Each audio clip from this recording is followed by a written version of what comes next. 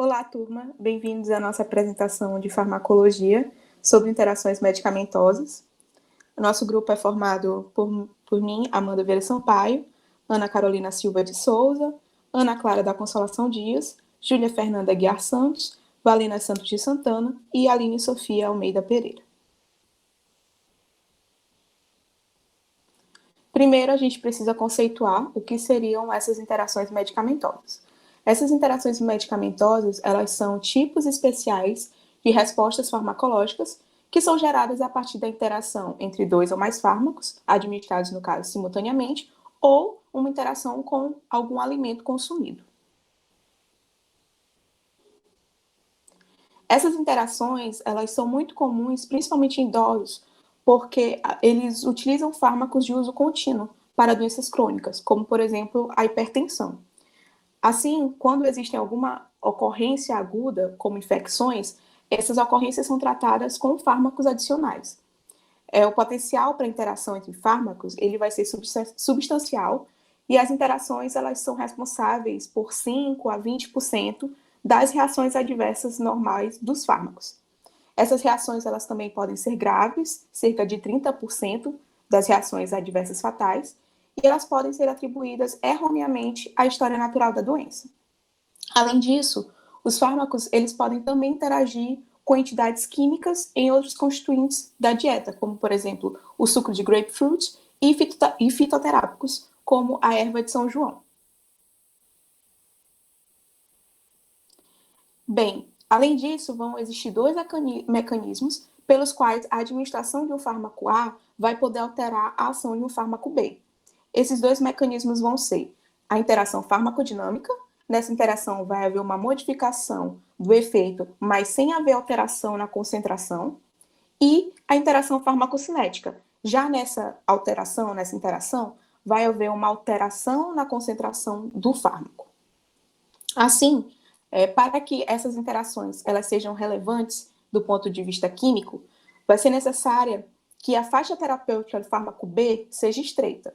Na maioria dos casos, muitas mudanças, mesmo mudanças muito grandes na concentração plasmática de fármacos relativamente tóxicos, como a penicilina, vai haver pouca probabilidade de problemas clínicos, porque em geral vai existir aí uma margem de segurança que ela é confortável entre a concentração nas doses usuais e a concentração tóxica.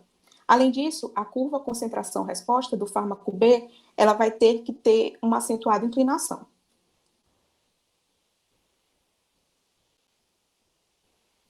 A gente trouxe aqui alguns exemplos de fármacos que vão apresentar essa concentração-resposta sensível e margem terapêutica estreita. São eles os fármacos antitrombóticos, fármacos antiarrítmicos, fármacos antivirais, fármacos antiepilépticos, o lítico, muitos antineoplásicos e os fármacos imunossupressores.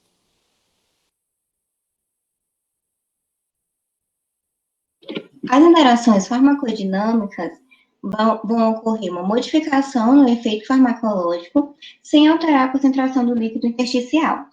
Elas normalmente causam uma modificação no efeito bioquímico ou fisiológico do medicamento, né? Geralmente no local de ação desse medicamento, que são os receptores farmacológicos. Elas podem agir através do sinergismo e do antagonismo. No sinergismo, a resposta farmacológica obtida a partir da associação de dois ou mais medicamentos possui uma resultante maior do que as simples somas desses dois efeitos isolados de cada um deles, né? Ou seja, duas drogas se juntam e seu efeito é ampliado. No sinergismo, ele pode acontecer a ação aditiva, em que dois medicamentos eles vão possuir o mesmo mecanismo de ação. Pode ser o efeito de somação, em que esses medicamentos possuem diferentes mecanismos de ação, e potencialização, em que esse efeito é multiplicado. Podem surgir efeitos terapêuticos potencializados ou tóxicos.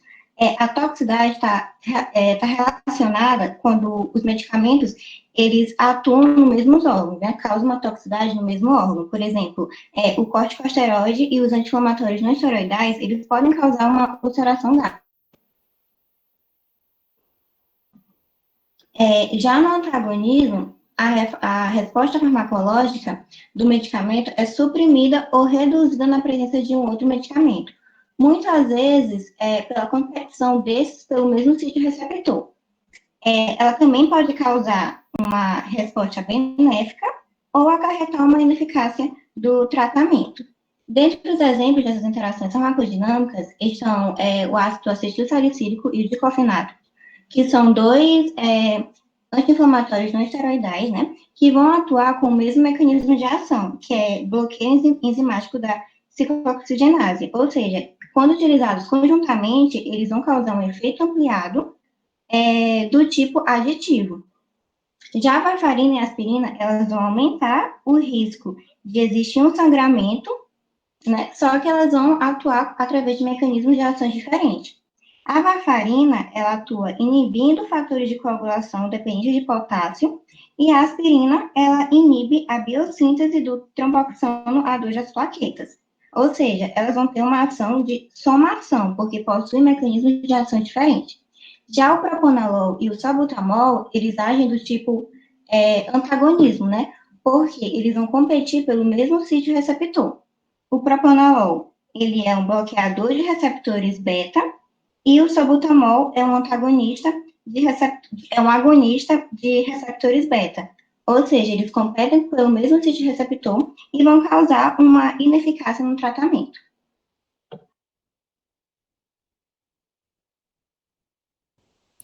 A gente também tem interações farmacocinéticas, né? As interações desse tipo, elas vão interferir no papel farmacocinético do medicamento, podendo afetar tanto o padrão de absorção, distribuição, metabolização ou mesmo a excreção. Na absorção, a absorção ele é o processo de transferência do medicamento do local de administração para a corrente sanguínea.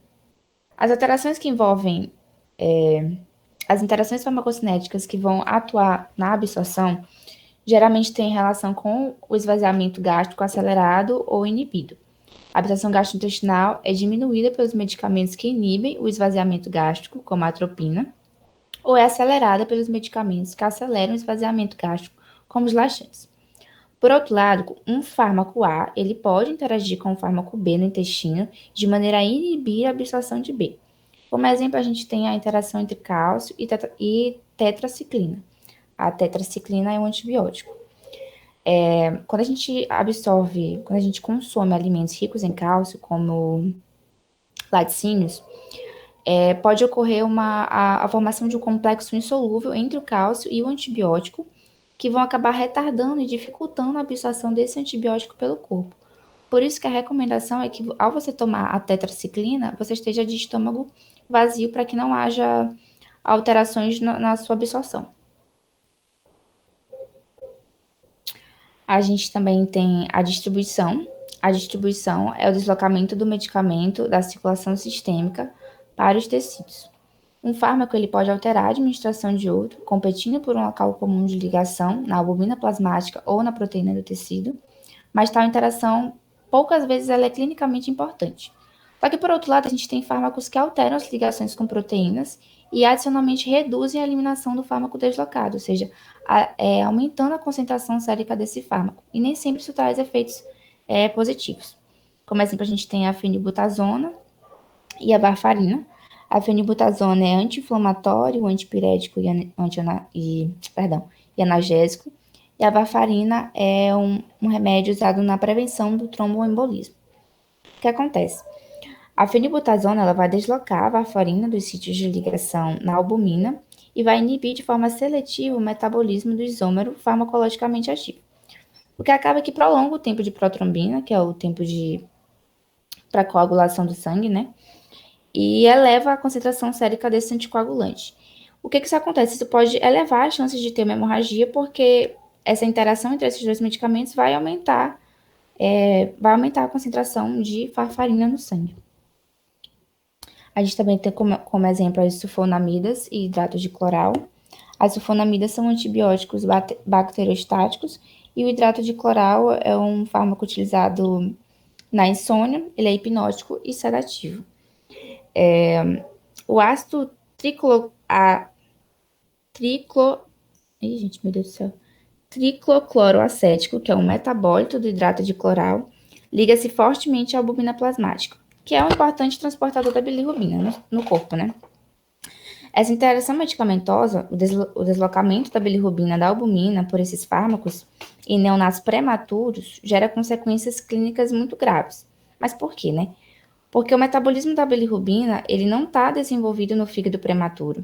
Então, não consegue excretar esse excesso desse composto. Além de que essa bilirrubina, ela pode atravessar a barreira hematocefálica, levando a uma icterícia que a gente conhece como kernicterus. As manifestações clínicas dessa doença, elas vão envolver aspectos nos movimentos, né, como movimentos de contorção e flexão involuntários na criança.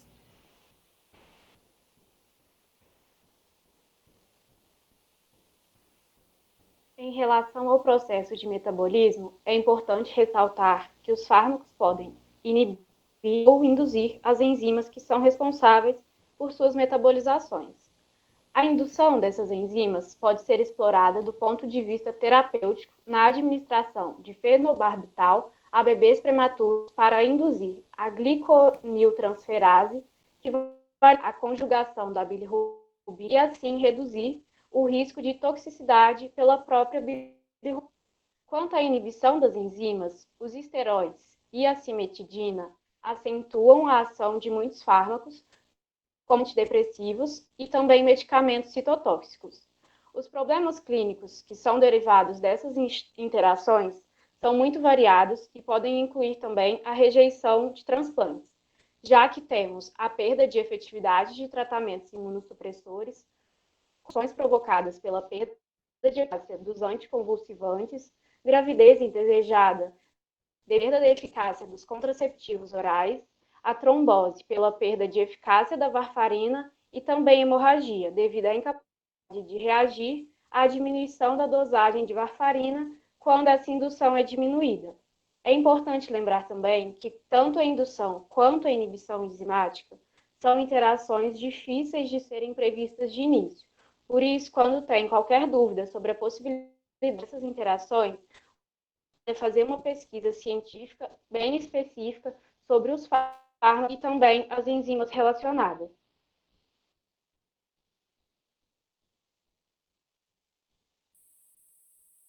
No aspecto da eliminação, observamos que a maioria dos medicamentos é eliminada quase totalmente pelos rins, e essas taxas de excreção vão sofrendo alterações ao longo do percurso.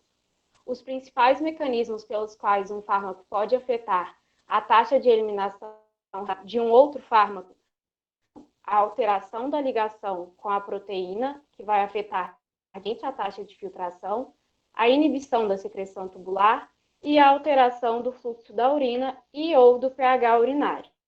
Quanto à inibição da secreção tubular, os diuréticos atuam a partir do lúmen tubular, e os fármacos que inibem a secreção do fluido tubular reduzem o efeito desses diuréticos, como é o caso dos fármacos anti-inflamatórios não esteroidários. A prebenicida foi desenvolvida para inibir a secreção da penicilina e prolonga a sua ação. Ela também é capaz de inibir a secreção de outros fármacos, como o zidovudin. Outros fármacos também apresentam um efeito acidental semelhante a ela e podem reforçar ações de substâncias que dependem da secreção tubular para sua eliminação. Já em relação à alteração do fluxo da urina e ou do pH urinário, existem aspectos de interações entre fármacos que são clinicamente importantes, provocadas por um fármaco que reduz a eliminação renal de outro, como o caso dos diuréticos, do LI e também da indometacina. Mas também é importante falar que são interações que levam a casos clínicos menos frequentes que as interações que são provocadas por alteração do metabolismo dos fármacos. Os diuréticos tendem também a aumentar a excreção urinária de outros fármacos e dos respectivos metabólicos, mas isso raramente é clinicamente importante logo de imediato. Por outro lado, os diuréticos de alça e as tiazidas aumentam de forma indireta a reabsorção tubular do lítio. E isso pode provocar uma toxicidade pelo lítio, principalmente nos pacientes que são tratados com o carbonato de lítio, como é o caso de tratamentos de perturbações mentais. O efeito do pH urinário na excreção de ácidos e também de bases fracas é útil no tratamento de intoxicação por salicilatos, mas não é tida como uma razão para interações consideradas acidentais. Bom, gente, foi isso. Obrigada. Esperamos vocês na aula para a discussão do caso clínico. Até mais.